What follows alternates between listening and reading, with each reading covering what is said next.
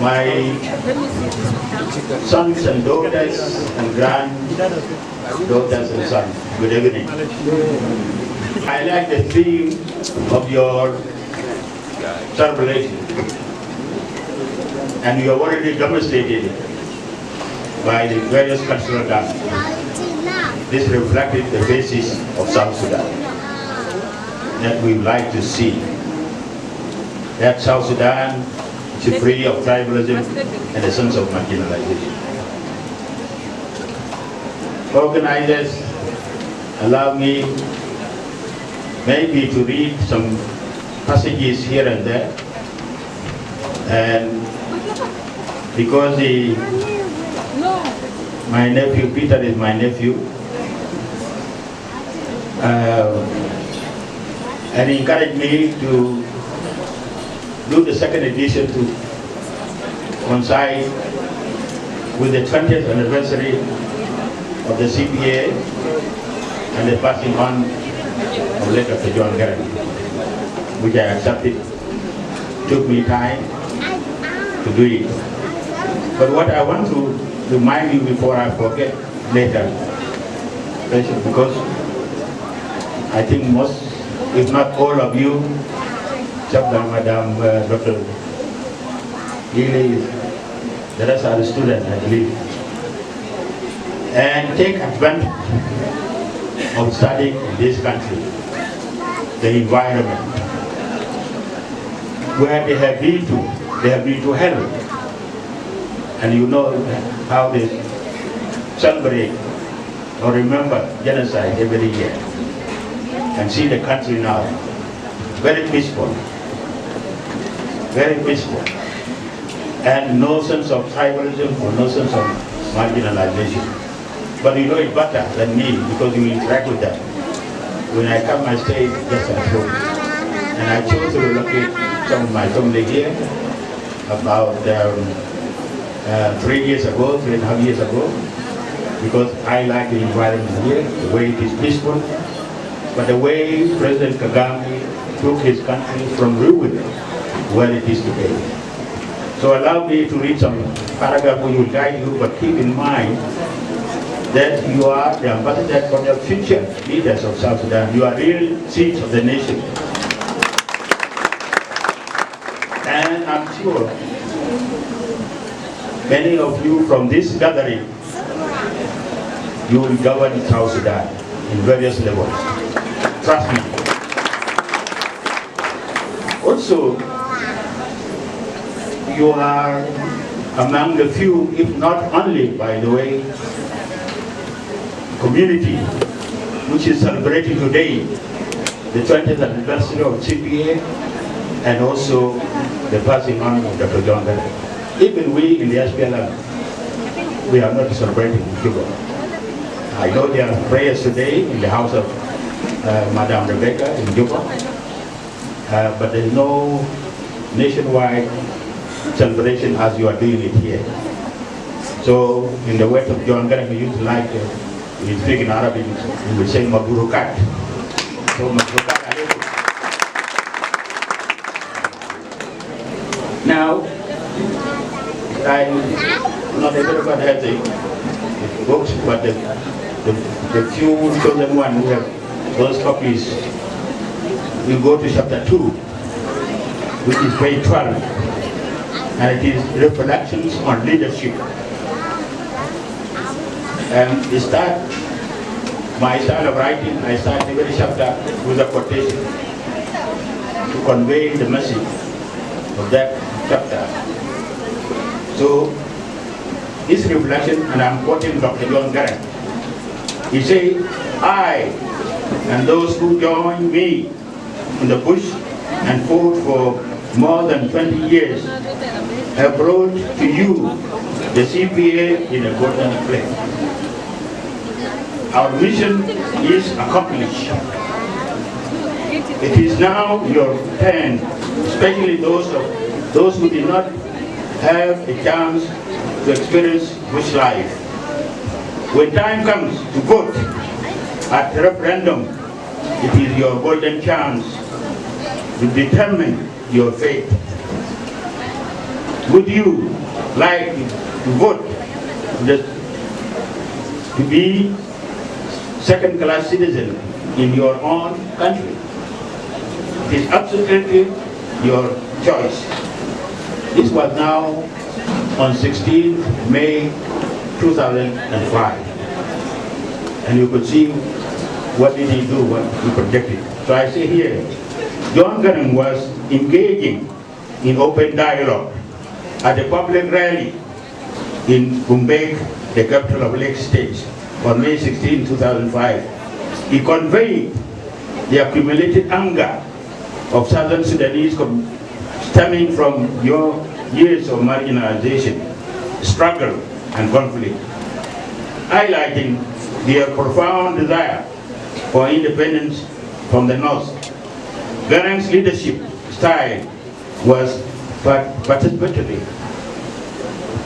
fostering a sense of ownership among the people and empowering them to determine their destiny as the most opportune moment. This is what we refer to in this book as John Garang's past goal strategy, or a strategic plan. He advocated the dialogue and collaboration among this strategy, which became essential in the struggle for independence. However, today's political landscape presents substantial challenges for those inspired by Garang's vision. Current leaders frequently confront entrenched ethnic rivalries, which threaten to undermine national cohesion, and a striking lack of sustainable infrastructure undermined by corruption, which hampers development efforts. These challenges have sometimes led to disillusionment and skepticism among the populace regarding their leaders' intentions. Nevertheless, amidst these adversaries, there have been notable advancement that echo Garang's dedication to fostering a united South Sudan. Recent initiatives to foster peace building and reconciliation were served as a treatment to this commitment. While the leaders spearheading these efforts often face scrutiny, they embody an understanding of the foundational principles laid out by Garang. Those principles emphasize not just political independence, but also social harmony and economic resilience. If effectively harnessed by visionary leadership, they hold the potential to guide South Sudan toward a more prosperous, unified future, embodying the spirit of the aspirations that paved the way for historic referendum in 2011. You bear with me because this message is for you to internalize, those who may not have the book later on. Reflecting on the leadership of the past, we must remember that Garang did not solely advocate for freedom and liberty. He envisioned a South Sudan where all voices could be heard, irrespective of tribal affiliations. And you have already shown through the songs today, you have shown that South Sudan we all deserve to see. So mabrukat alaikum on that part. This ideal is increasingly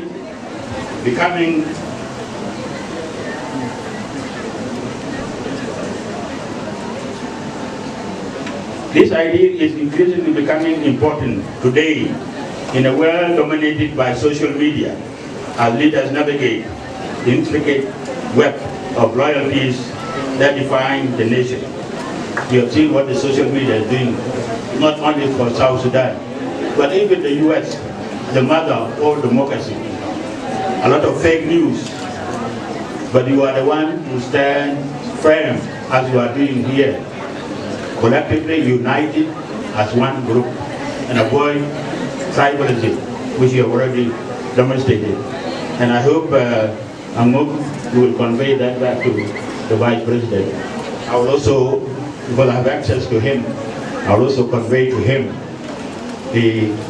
this important community in Rwanda, which now could be helping positive attitudes to the country, because the country is facing difficulties as we speak, not just economic, but social and so forth.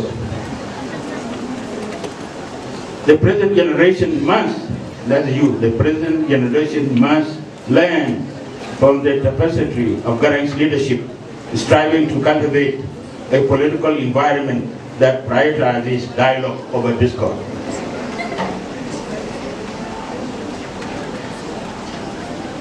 Ultimately, as South Sudan continues to evolve, the reflection on Garang's legacy serves as both a guiding light and a cautionary tale. It challenges leaders to embody the values of integrity, humility, and commitment to the common good.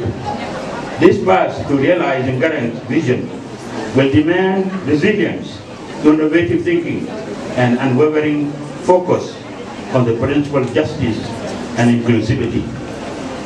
As we honor the memory of Garang, we must also commit to fostering a leadership style that can unify the nation and pave the way for a brighter future of all South Sudanese. In comparison, many current leaders wrestle with the balance between power and democratic governance. Some have fallen into autocratic tendencies, sidelining key stakeholders, and exacerbate division that Garang sought to mend. And this point, I want to walk you through to make some comparison of leadership. And for some of us, especially for me, who have been lucky to observe the style of leadership both of Garang and of Salva Kiir. So let me, and this is now a new in this second edition, it is not in the first edition. So I have 9 points to illustrate how Salva Kiir has been able to manage up to this point. Some of you who have not been following closely would have, I hope they will get a point here, because I have some of this decision, Salva Kiir too. If he didn't, we would not have achieved South Sudan. So let me start with the first one. I say, for instance, Salva Kiir Mayardit embarked immediately after he inherited the leadership of the SPLM and presidency of the government of Southern Sudan was on initiatives aimed at peace building and mobilization within the Southern House.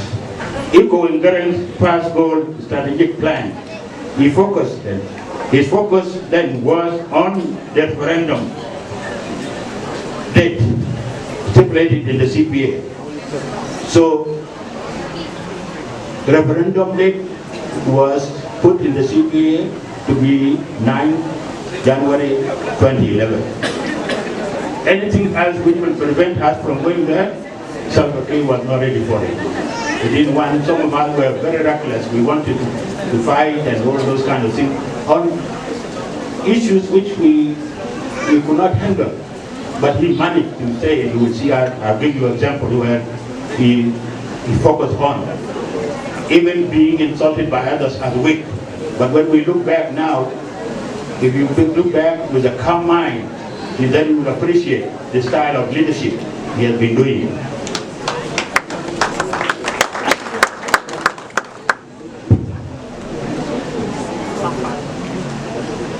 He was, so I said, if necessary, he believed that Kiir understood that the CPA had laid necessary conditions for the referendum of January 9, 2011. He was not willing to take any reckless action that would derail our march toward that date. Leaders who take the help of such initiatives are of diplomatic competency. Still, they demonstrate an understanding of the underlying principles of Garang's teaching, principles that paved the way for the peaceful conduct of the referendum on time as stipulated in the CPA. On January 9th,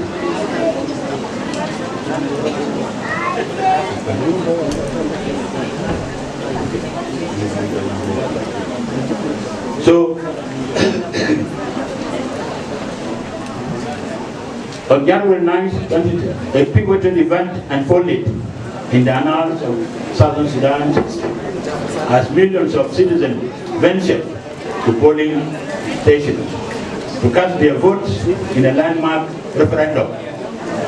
This referendum was not merely an electoral exercise. It represented a decisive step towards self-determination and independence for a region scarred by decades of conflict and political strife.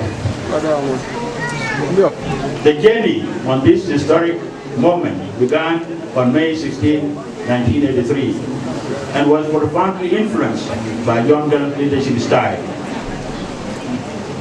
And I will put note here because I have to say this statement, when I say the journey of historic moment began on May 16, 1983, we have to go back and remind ourselves. This is not to say that we have ignored numerous armed resistance to foreign rule throughout the history of South Sudan.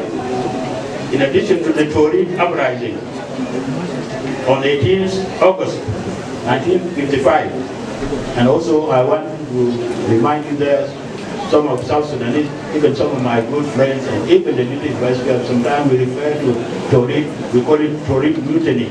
It is not a mutiny, it is an uprising. So there's a difference, check your English later on. There's a difference between mutiny and uprising. So the Tory uprising of 18 August 1955 is very important point in our history. Two major flashpoints of milestones against colonialism provided the Tory uprising, which deserves to be mentioned here. The first was the Aliab Dinka uprising of 1919-1920. Aliab uprising, which started on 30th October 1919. So you can check that out also if you want more. These days you can get more through the Google, you get more information.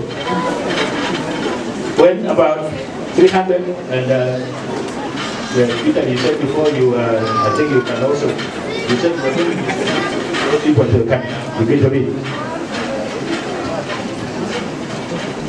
so that they can read with me.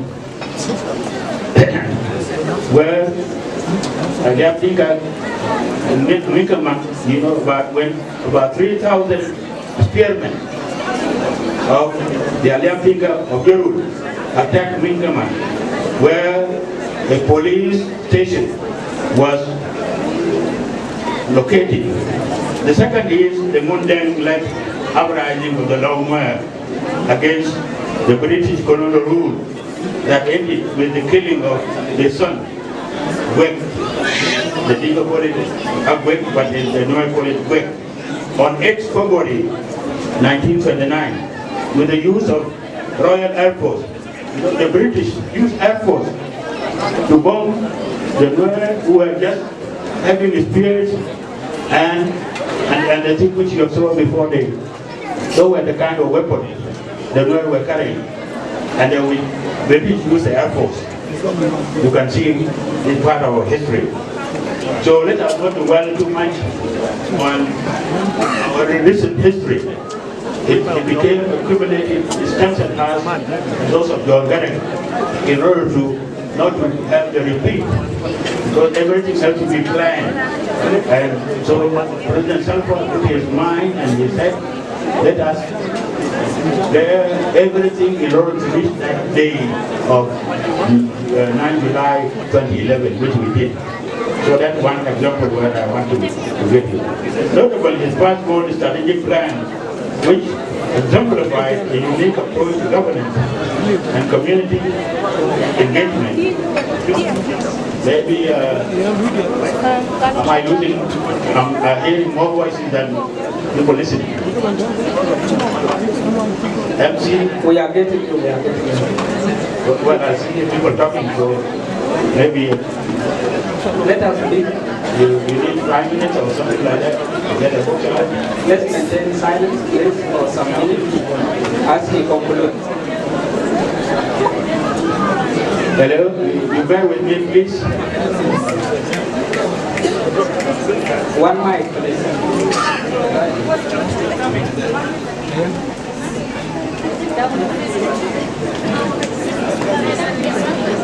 So, as I've read before, it's on 16 May 2005, the second anniversary of the SPLA Day, Garang unambiguously envisaged the outcome of the vote. And that also what President Salva Kiir envisaged that it will happen. It demonstrated that Garang's leadership style was deeply rooted in logic and critical thinking. The cornerstone of his creative reasoning, his ability to articulate a vision of New Sudan resonated powerfully with the ordinary Sudanese citizens who had nurtured a collective anger stemming from years of marginalization and violent struggle against oppressive regimes.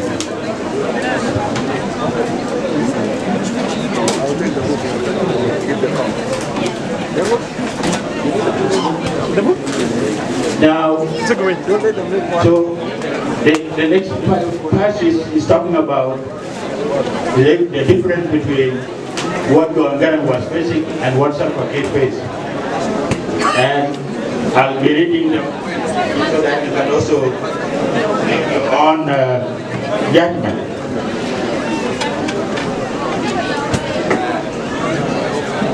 On page 16,